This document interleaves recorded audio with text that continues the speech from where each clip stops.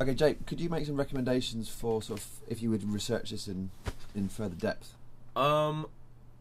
Yes, I can. Most of my research has been done kind of using the internet.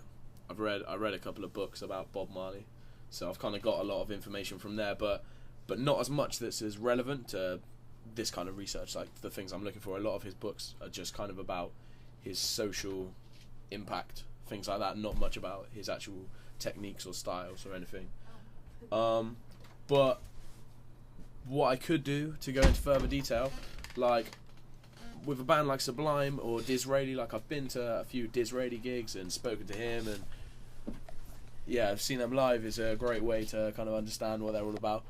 But I guess I could fly to America, track down the members of Sublime, and then speak to them, see what was going through their heads when they were doing everything. If I wanted to go into a real depth in it, I could do all that stuff. Okay, what's your sort of if you were like evaluating the difference between primary research and secondary, what would you say the main differences are, and what's right. most useful?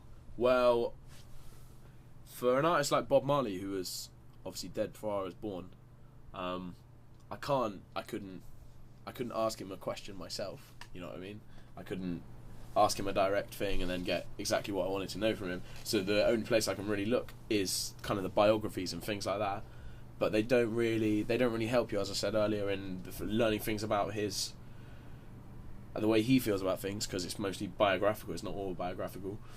But then you can look up things like this, like interviews of his on YouTube, and yeah, it's a lot better to hear it straight from the horse's mouth, I guess.